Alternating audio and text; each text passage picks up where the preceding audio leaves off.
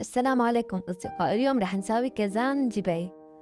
هي أكلة طلعت ترند وكتير انشهرت، بس ما بنصحكم فيها، ما طيبة أبدا، يعني تشبه المهلبية هي، بس المهلبية أطيب.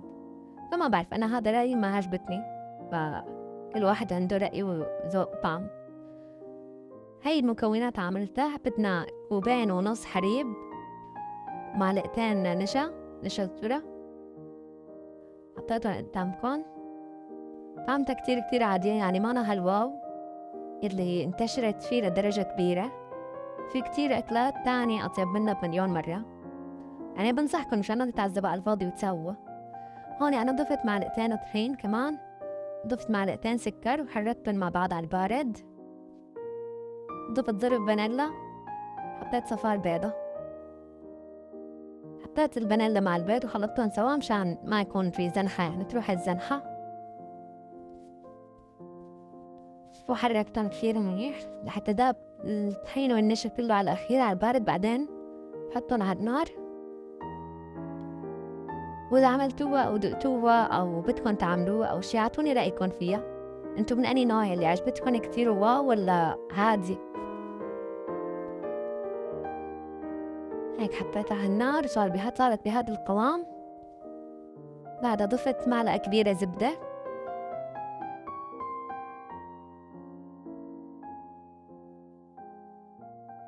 طفيت النار وضفت معلقة الزبدة وبدوب الزبدة معاها. وهيك أنا بحط بمقلاية ما بتلزق.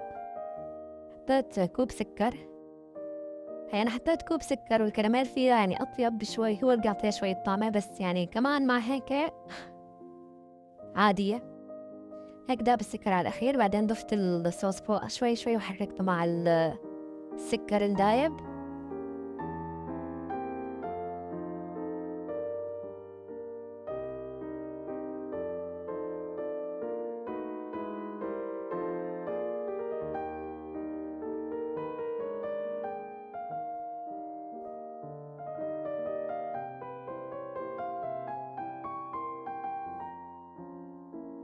خليتها على النار 4 دقايق تغلي ليطلع هيك بقاعات. بتبان معاكم بالفيديو. بعد بطفيها وبهيفها لتبرد شوي، بتركها تبرد شوي وبدخلها على البراد لمدة ساعتين، يعني أقل شي أنا حطيتها ساعتين. بعدها منطلعة تطلع بهذا الشكل عادي، وبتتقطع هيك.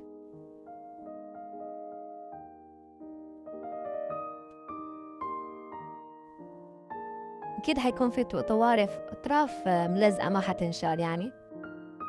وهون طبعا بعد ما تقطعوها رح تدوروها تدوير، أنا ما اندارت معي، تقطعت وعادي بتصير يعني.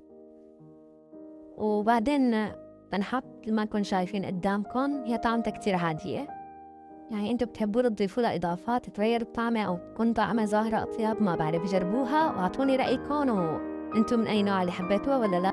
نصيحتي لا تجربوها. باي باي.